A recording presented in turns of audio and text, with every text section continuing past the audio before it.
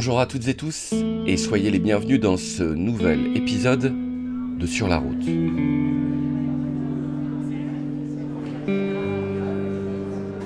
Épisode faisant suite au précédent puisque nous allons à nouveau parler d'intelligence artificielle. Un sujet fort débattu dans l'actualité ces derniers temps. Cette fois, on va laisser la parole à des familles venues il y a quelques mois de cela lors de la fête de la science à Saint-Donat. Ce jour-là, entre autres propositions, Florent Turquetta, animateur jeunesse et spécialisé quand il s'agit de sujets qui touchent au numérique, animait un café IA. Ce moment était dédié au public, dédié à leur faire toucher et créer des images générées par une intelligence artificielle. Pour l'occasion, j'étais également là avec mon micro afin de récolter leurs témoignages. L'IA, l'avez-vous déjà intégré dans votre quotidien ? L'avez-vous déjà seulement testé ? Vous l'utilisez peut-être dans votre travail ? Et puis, plus généralement, qu'en pensez-vous ? Quels seraient les avantages de l'IA et bien sûr, ses inconvénients dans notre vie de tous les jours. Alors voilà, on vous plonge dans l'ambiance et on vous souhaite une bonne écoute.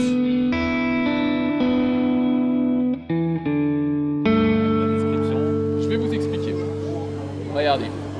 Vous allez noter donc une description assez courte, 3-4 lignes, 3-4 idées, 3-4 lignes. Ouais, faut être concis. Hein. Si vous voulez, essayez plus. Non. Mais... Après, ça va pas faire. On met le texte en français ici et je vais lui demander de me le traduire en anglais, donc avec le meilleur outil de traduction instantanée qu'on ait, à mon sens. Okay. Et ensuite, on va utiliser Midjourney. Là, c'est la petite photo LinkedIn. Hop, on va utiliser ça. C'est mes points de tout à l'heure pour vous voyez. Et donc, on va taper la commande ici en anglais et on va avoir les images. Pourquoi l'anglais ? C'est parce que ces outils-là, à 90%, ils traitent de l'anglais. Le français est sous... Donc pour éviter cette contrainte de traduction, on va bosser en anglais avec une traduction, si ça vous va. Et j'aurais pas les termes en anglais. Vous pouvez essayer en anglais. Je vais éviter, mais... Donc là, on est d'accord, on essaie de se rappeler le visage qu'on vient de voir. Non, je vous le remets. Celui que vous voulez. Je vous le remets. Voilà. Vous passez le crayon à tour de rôle. Hein Alors, je promets, je regarderai pas ce que t'as mis. Non, mais non. ce que je vous propose, c'est vous marquez vos phrases tous les deux. Oui. Et après, on génère les deux à peu près en même temps. Ok. D'accord. Bonjour, je m'appelle Bastien, j'ai 45 ans et j'habite à Saint-Donat. Ok, donc là on se trouve à la fête de la science, vous êtes venus, vous avez donc participé à cet atelier qui concernait les intelligences artificielles. Et donc en arrivant, c'était quoi votre point de vue sur l'intelligence artificielle ? Je suis très curieux, je l'utilise à titre personnel et professionnel pour donc, les IA génératives. Donc, j'ai beaucoup joué avec ChatGPT au début et je m'en sers de temps en temps au travail sur des cas d'usage. Par exemple, donne-moi une fiche de mission pour un poste, on lui décrit et il fait des choses assez rapidement et qui sont intéressantes, qu'il faut retravailler et adapter au contexte, mais ça fait gagner du temps. Ça fait gagner du temps du coup. Et donc vous en avez un usage professionnel depuis combien de temps ? Ça va faire 6 mois, 1 an. Est-ce que vous avez vu une évolution quant à la qualité des résultats depuis que vous les utilisez ? Oui, et beaucoup lié à la qualité de ce que moi je lui demande. Ouais. Et donc, moi j'ai pris conscience qu'il faut vraiment se former sur comment est-ce qu'on interagit avec une IA pour augmenter la qualité du résultat. Et alors comment vous avez fait pour améliorer la qualité de vos prompts ?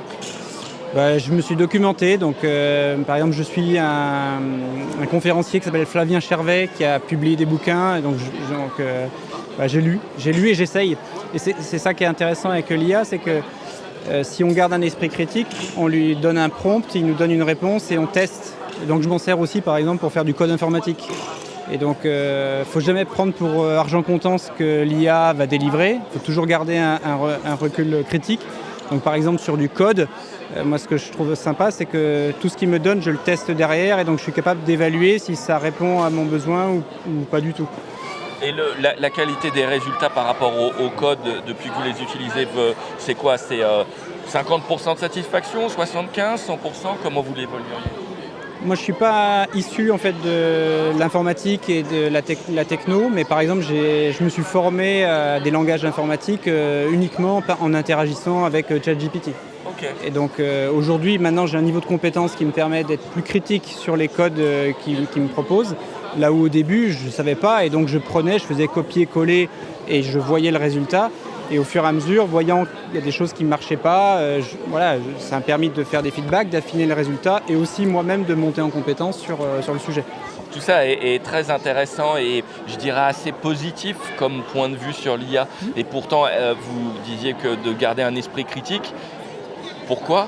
Et en parlant de critiques, est-ce que vous auriez des critiques plutôt négatives ou des conseils, des points de vigilance ? Moi, je suis assez enthousiaste sur la technologie. Par contre, voilà, il ne faut jamais prendre pour argent comptant le résultat que va donner une IA. Parce qu'il y a plein de cas où il va y avoir des hallucinations, des choses qui ne sont pas justes. Et donc, parce que c'est des méthodes statistiques, en fait. La réponse, c'est une réponse statistiquement probable. Mais ce n'est pas forcément une vérité absolue en tant que telle. Donc, il faut garder ça en tête et du coup, tester. Moi, c'est ce que j'ai essayé de faire. Et je trouve que c'est très utile et que ça fait gagner du temps.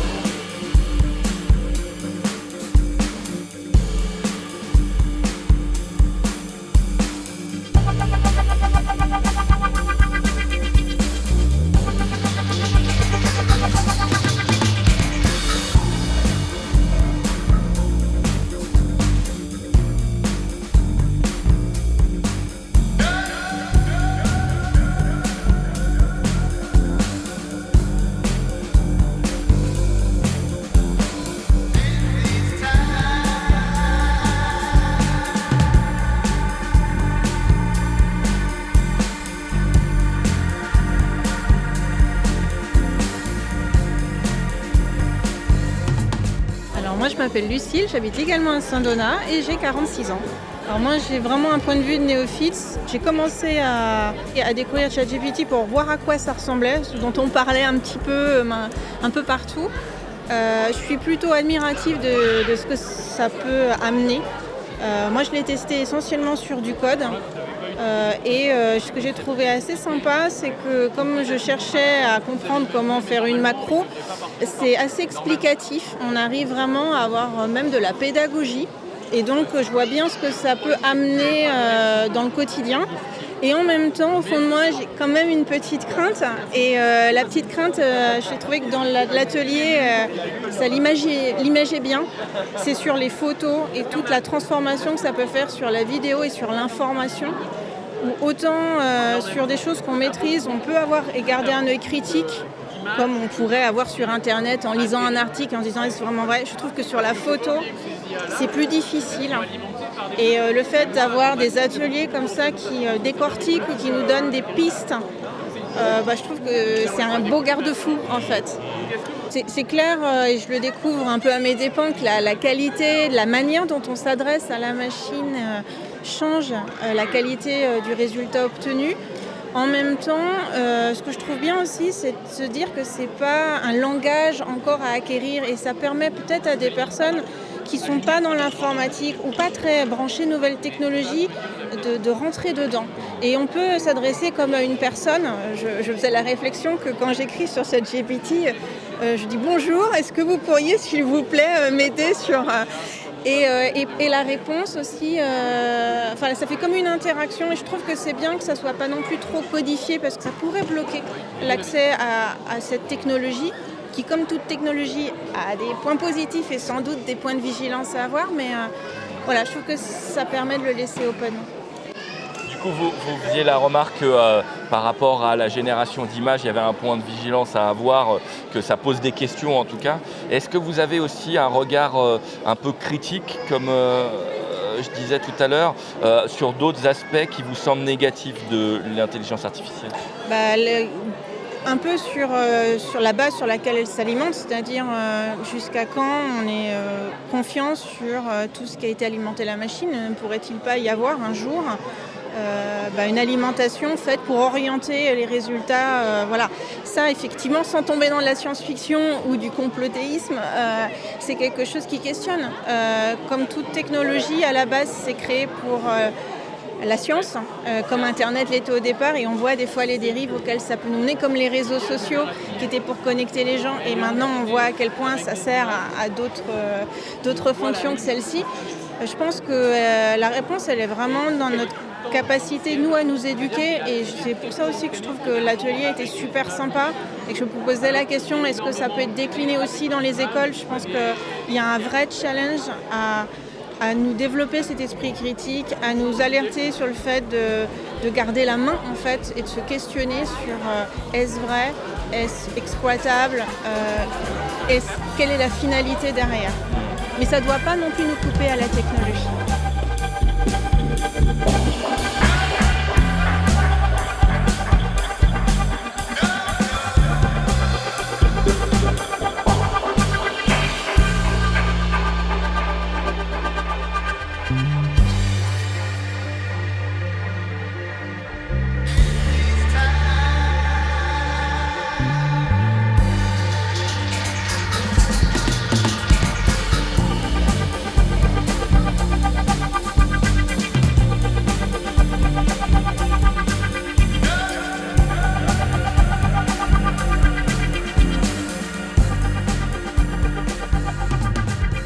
Vous êtes bien à l'écoute de Sur la route, lors de la fête de la science qui s'est tenue il y a quelques mois à Saint-Donat.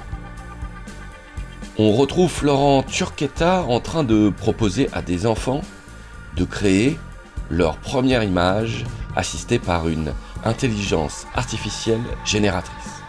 Et puis après un extrait, on écoutera un nouveau témoignage. Retour aux entretiens. En fait, on écrit des choses qu'on envoie à une machine qui est très loin dans le monde, et à partir de ce qu'on écrit, elle va être capable de nous faire des images. Est-ce que vous voudriez faire une image? Ça peut être ce que vous voulez. Un champ de fleurs. Un champ de fleurs. Ouais, ça c'est beau. Et comment il devrait être ce champ de fleurs? Comment tu le... Multicolore. Ok. Avec un soleil, bien sûr, pas de la pluie. Un champ de fleurs multicolore avec du soleil. Est-ce que c'est tout? Oui. Est-ce que ça doit... Avec des insectes. Avec des insectes. Il manque juste une petite chose là, c'est que ça va être quoi le style de l'image? Un tableau, une image, une photo, un dessin animé? Quel style vous voulez mettre? Une photo. Une photo? T'es d'accord aussi? Une photo. Réaliste ou bizarre? Réaliste. Alors là, la machine est en train de travailler. Regardez, le nombre monte, et quand ça arrive à 100%, la machine va nous faire 4 propositions et vous allez essayer de choisir celle qui vous plaît le plus. Et vous allez essayer de m'expliquer pourquoi c'est elle qui vous plaît plus que les 3 autres. Parce que c'est subjectif. Moi je m'appelle Mathilde, j'ai 33 ans. Et l'IA, pour moi, c'était plutôt via les réseaux sociaux, des choses comme ça. On en entendait parler. Donc, on a déjà eu des expériences avec les chats GPT, justement, en essayant. Mais c'était vraiment léger. Parce que moi, c'est pareil, je suis un peu réticente par rapport à tout ça. Donc, je ne suis pas trop allée non plus écrire avec ce chat, etc. Parce qu'on sait qu'on leur donne des infos aussi. Donc, voilà. Et là, par rapport à l'expérience, c'était intéressant dans le sens que moi, j'avais jamais généré une image justement à partir d'un texte, donc c'était une première expérience. Et on se rend compte vraiment justement de la fiabilité et comment il arrive assez facilement à décrire quelque chose après par rapport à nos mots. Donc voilà, c'est assez impressionnant et moi je suis toujours du coup dans le même état d'esprit, un peu sur mes gardes par rapport à l'IA. Ouais, je suis pas... Ouais. Et toujours sur le même état d'esprit, c'est-à-dire par rapport à la récupération des données? Ouais, plutôt par rapport à ça, et dans le sens que du coup, quand quelqu'un a des certaines compétences et en fait un certain talent et du coup un peu peut se différencier d'autres Du coup, j'ai l'impression qu'on est un peu on est tous pareils en fait. Il y a pas, on peut pas, les différences sont un peu masquées en fait avec l'IA. Je trouve qu'on est tous un peu égaux on est tous capables de faire la même chose, etc. Enfin, moi, je trouve que du coup, ça manque un peu ça vient lisser un peu tout. Je sais pas comment expliquer ça. Ça enlève un peu les compétences de chacun, les spécificités de chacun, je trouve. Les compétences ou les singularités? Singularité plutôt. Ouais, singularité. D'accord. Voilà, plutôt. Ouais. Et ce que vous voulez dire, c'est que ça nivelle un petit peu, au lieu qu'il y ait une explosion de personnes et d'originalité, de singularité, en fait ça recentre et tout finira peut-être par se ressembler. Un peu, ouais, c'est ok. ça. Et avec quelque chose du coup oui, un peu, c'est un peu dans ce sens-là. Voilà. Oui, moi je m'appelle Florent, j'ai 35 ans.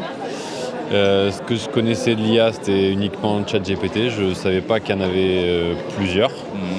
Je l'ai appris là et ça pouvait être autant un outil pour le travail que quelque chose, je pense, qui me fait peur, moi, justement.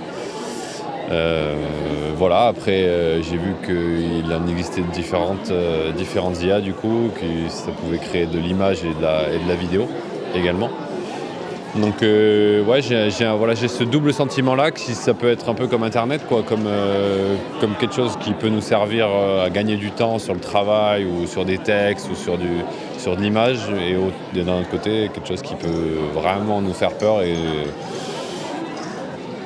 créer quelque chose qui n'existe pas, enfin sur une photo, sur une vidéo, je pense par exemple. Voilà, mon ressenti. Est-ce que vous avez, après l'atelier, pris conscience beaucoup plus largement de ce que pouvaient proposer les IA et donc peut-être dans certains domaines un bouleversement à venir? Est-ce que vous en retirez ce sentiment, ou est-ce que là, le fait d'avoir fait l'atelier, vous êtes déjà dans un moment un petit peu d'ingurgitation d'informations et donc un moment où vous avez besoin de réflexion parce qu'il y a un peu de confusion? Moi, je serais plus dans le deuxième. Moi, je pense que j'ai pas pris la conscience du truc et toute la possibilité, tout le champ des possibles qu'on peut faire avec l'IA. Vous avez un enfant? Oui. Il a quel âge? Elle a quel âge? Je ne sais pas. C'est un petit garçon, il a 7 ans et demi. Ok. Vous êtes né avant l'arrivée des intelligences artificielles et là, génératives. Ouais. Mais lui... Il va être 2 ans, ouais. Voilà, ouais. Et du coup, par rapport à votre positionnement de parents, comment vous allez gérer un petit peu l'arrivée de cette technologie? Parce que en tant que parent, on a plein de choses à gérer, mais cet aspect-là. Moi, je pense qu'il faut justement ne pas fermer les yeux et faire comme ça n'existait pas, parce que ça existe. Et je pense qu'il faut rester dans l'air du temps et pour justement au contraire l'éduquer, lui apprendre, et ce qu'on vient de faire en justement quelles sont les différences, qu'est-ce qui est l'IA, qu'est-ce qui n'est pas l'IA, qu'est-ce qui existait avant. Justement le sensibiliser à ça parce qu'il va être confronté à ça. Et en fait, de pas y être et de pas l'accompagner par rapport à ça, je pense que c'est pas bon en fait. Je pense qu'il va falloir pas fermer les yeux et aller... Oui, parce que forcément, il sera confronté. Donc, déjà, se sent à l'aise avec ça. On avait ces questions-là à propos de l'écran déjà. Alors là, ça passe, je pense, 1 ou 10 caps supérieurs. Oui. Mais c'est comme nous, quand nous, on est nés avec les ordinateurs et nos parents, en fait, n'étaient pas avec les ordinateurs. En fait, là, on voit bien, nous, finalement, on est hyper à l'aise avec. Donc, je me dis qu'aussi bien, notre fils sera peut-être d'autant plus à l'aise que ce que nous, on l'est là, à l'heure actuelle, avec. Donc, sauf que là, il y a un truc tous les 5 ans, quoi. Non, mais oui, mais après, c'est aussi d'être en alerte et de pouvoir aussi s'y intéresser. Je pense que si on s'y intéresse, justement, on peut comprendre le fonctionnement. Et du coup, l'atelier, moi, ça m'a permis aussi de me rendre compte qu'il y a des choses qui existent. Si on s'y intéresse, on voit des choses qu'on ne voyait pas avant, comme sur les images. En fait, oui, des fois, il y a des aberrations. Donc, en fait, après, on les voit. Enfin, voilà. Et ça, comme on consomme les réseaux sociaux, les images, on les voit passer hyper vite. En fait, on ne s'intéresse pas vraiment à ce qu'on voit, quoi. Donc, je pense que en fait, c'est aussi toute une éducation autour de l'IA, quoi. Mais il va falloir lui en parler. Ouais, pour le comprendre et lui en parler.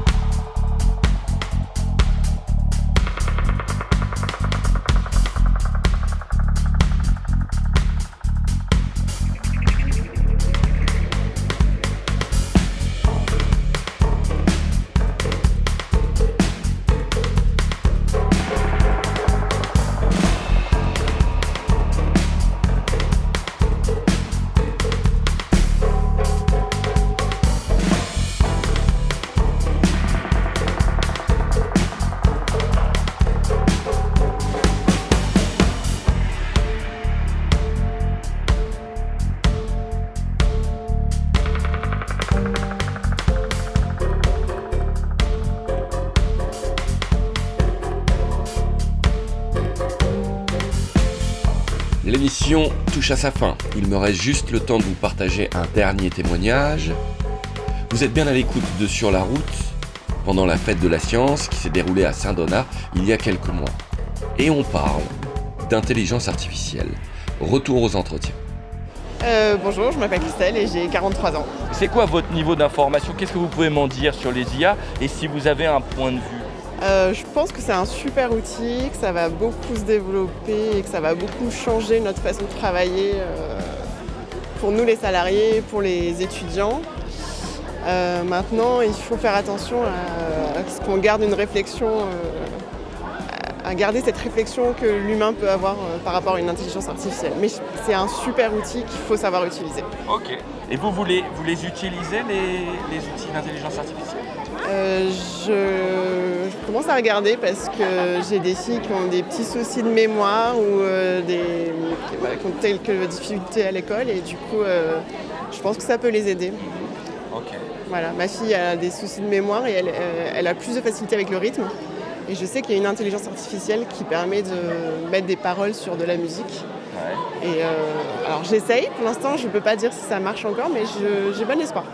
Et ça fait combien de temps que vous essayez? C'est tout récent, là, ça fait 2 semaines. Ouais. Et en 2 semaines, est-ce que vous avez des résultats un peu plus satisfaisants? J'ai bon espoir. Ok, ouais. Ok, ça marche. Donc bonjour Raphaël, 43 ans aussi et voilà. Alors j'ai pris part plus à la différenciation des photos quant au fait qu'elles soient IA ou pas IA. Super. Pas à la construction de la photo. Mais alors du coup, avant d'arriver à cet atelier, pareil sur la thématique des IA, c'était quoi votre point de vue un petit peu sur cette question? Moi j'ai un peu évolué. Dans un premier temps, comme beaucoup de monde, j'étais un petit peu réticent, on va dire, à l'idée. Je pensais que l'IA, a priori, n'était que de la programmation et un système qui était capable de reproduire des choses qu'on avait déjà programmées, plus ou moins. Et je me rends compte avec l'utilisation qu'on fait en famille, parfois, qu'effectivement, c'est capable de développer quelque chose. Et par contre, je note quelque chose qui revenait un peu avec le début des moteurs de recherche, c'est que la formulation et l'utilisation du bon mot et des mots-clés est très importante. Quand on a commencé avec Google, si on ne tapait pas les bons mots-clés, on trouvait n'importe quoi. Maintenant, on est tous à peu près bien organisés. Pour l'IA, j'ai l'impression que c'est à peu près pareil. D'accord. Et donc, vous avez eu cette expérience. Est-ce que vous l'aviez déjà fait, vous, par ailleurs, d'essayer de trouver est-ce que cette photo a été générée par une intelligence artificielle? Non, à part des petites émissions en télé que j'ai vues, mais sinon, moi-même, j'ai jamais essayé. Non. Ok. Et là, donc, vous avez essayé. Et alors, le résultat, c'est quoi votre point de vue? Est-ce que c'est vraiment bluffant ou est-ce qu'en prenant le temps, on peut quand même réussir? Bref. Ouais, mais c'est ça. C'est-à-dire que si on passe rapidement sur l'image, on peut très facilement imaginer que c'est une vraie image ou une photo amateur ou pro. Maintenant, c'est vrai que si on y prend le temps, on décèle des choses. Mais pour ce qui est d'un média comme ce qu'on a actuellement, sur lesquels on passe 10 secondes sur une image et on passe à une autre, je pense que tout le monde se fait avoir. Ouais, moi, je dirais que par rapport aux images, je pensais que les défauts qu'on a vus, par exemple la serviette qui est en l'air et qui tient sur rien, le chorizo au fond du plateau qui est hors du plateau, c'est évident. Je pensais que ces choses-là étaient déjà corrigées, mais ouais, ça me rassure un peu quant à la vitesse d'évolution aussi. Au travail qu'il y a à faire encore pour les gars pour derrière. Voilà. Ok, merci.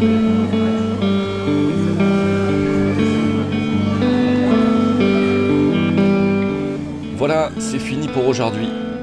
Merci à Florent Turquetta et aux familles pour leur temps et leurs réflexions. Des entretiens menés par Sébastien Roblin de l'association Résonance. Mixage et musique par Indie Grand. Pour écouter cette émission ou découvrir les épisodes précédents, vous pouvez nous retrouver sur Instagram, Facebook et YouTube, et bien sûr sur notre site résonance.media. Résonance, REZONANCE.